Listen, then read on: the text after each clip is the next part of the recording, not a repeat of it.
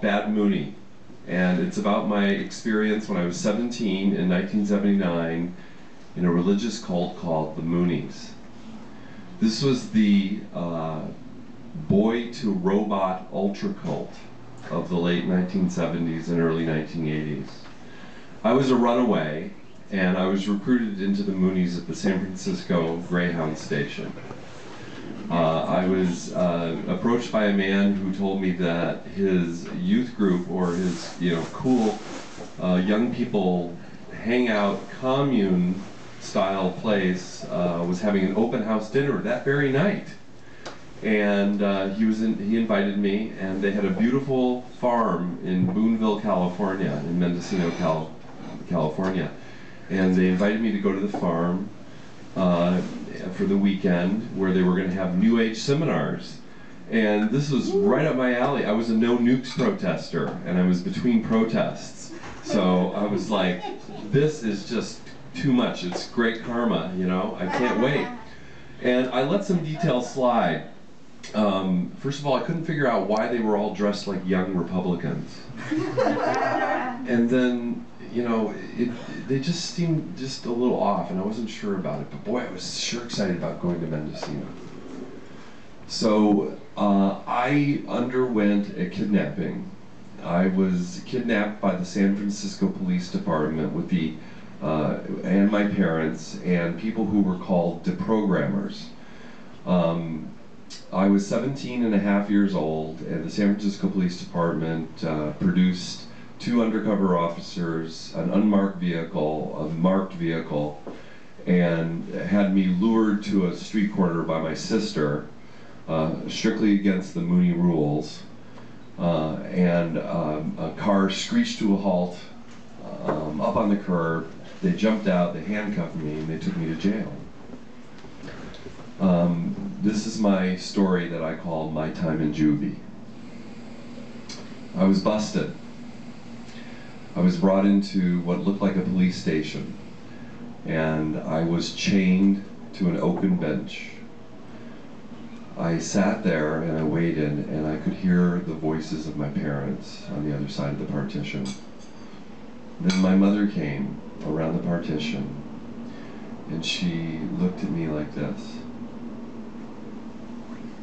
And she said, "David," my birth name is David, "David, we're here to help you. You've been brainwashed, David. We're here to help you. Can you remember me? I'm your mother.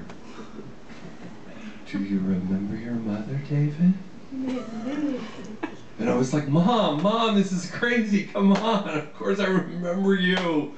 Jeez, look at me, I'm chained to a bench, and I rattled my handcuffs and the chain clanged against the oaken bench. And she went, oh, and she ran out of the room. Then my father paraded in, hand in his business suit, hands thrust in his pockets. And he said, "Were you out selling flowers today? When did you last sleep? When did you last eat? What did they make you do today?" And I was like, "Dad, it's me, your son. I'm fine. I'm not brainwashed. Just unchain me." And he went, "Mm-hmm, just like they told us." So they disappeared, and then I could hear them talking to the policemen, and there was something about 72 hours, but I didn't understand. Then they took me to be processed, and I was fingerprinted and mugshotted, and it was just like a scene in my favorite cop show, The Rookies. And then they took me to a jail cell in juvenile hall, and they made me give up my suit and my belt and my shoelaces, and they made me put on an orange jumpsuit. And so I had been prepped by the Moonies about things to do if you're ever kidnapped, because it happened a lot. I'm not kidding, it did. It happened quite a bit. And the people who had escaped kidnapping and deprogramming were heroes in the Moonies, and so I wanted to be a hero. So I decided to give a vocal protest. So I started to chant, and we did a lot of chanting in the Moonies. So a popular chant would be, "True parents forever, true parents forever." Another one would be, "Bomb with love, bomb with love." And then our favorite was, "Out Satan, out Satan, out Satan." So I sat there in my room chanting the Mooney chants, and I did that for like an hour. And then I realized it made me seem crazy. So I decided not to chant anymore. I started to sing camp songs.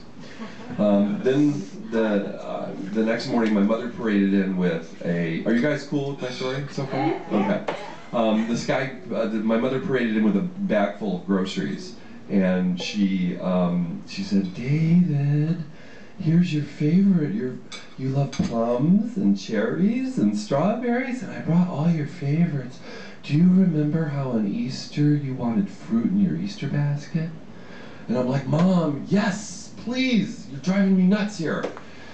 And she just, every time I spoke, she just reacted in horror, like, "Oh my God," because my parents had been so prepped by the deprogrammers that everything I said was as if I were completely a robot. And it was brainwashing in the Korean War Chinese sort of fashion. I had no mind. It was completely erased.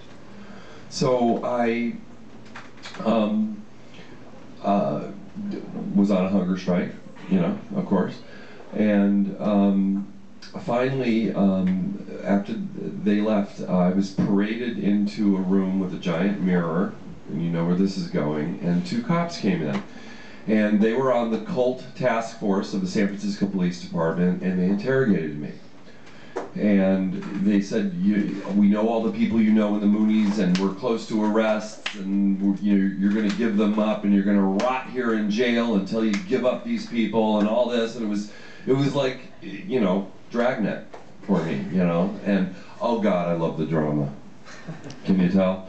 I just absolutely was digging it, and I was living the role of a lifetime.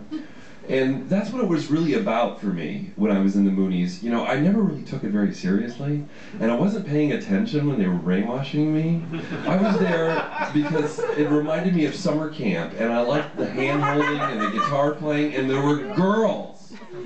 There were lots and lots of girls, and I didn't pay any attention, and none of the lectures that they gave us made any sense anyway, And then when they dropped the bomb and told me that Reverend Moon was the second advent of Christ, I didn't know what the fuck that meant, it didn't really matter to me, And when I sold flowers and raised money, I spent it on first junk food, and then later I bought booze, and then pot, then LSD, and then hookers, with Heavenly Father's money. In that order? In that order. That was the progression. Yeah. And so anyway, I ended up, after I was through with the interrogation, my mother came into my cell one more time, and this time she had a stack of Kodaks. And she was like, and she pulled out her lethal weapon. "Do you remember Fritzy? Fritzy was your dog. You loved Fritzy, remember? You loved Fritzy." And by this time, it was just making me absolutely crazy. I felt as if I was going insane, and I didn't know what to do. And she kept, fingering these photographs and showing me pictures. And then she took out the yearbook from John Deere Junior High. And she was like, "Here you are, you're president of the student council, and you remember you were best actor, and here you are at the school dance, and that was your girlfriend. You remember your girlfriend?" And I'm like, "Well, I'm just absolutely going crazy." And then, the door was open to my cell, so I ran out, and she chased me. And the guards chased me, and my father chased me, and this man who I didn't know who he was chased me.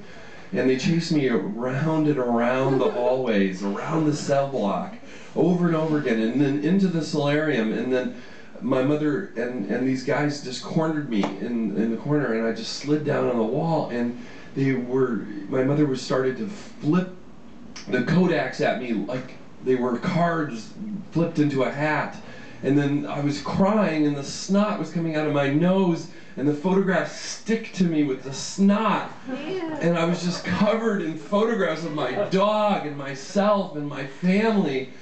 And I just broke down and I gave up. And I wanted to be in a movie. I wanted this to be my role. Well, I was in a movie, all right? I was in a Fellini film of a Beckett play, but I wasn't waiting for Godot no more. Thank you.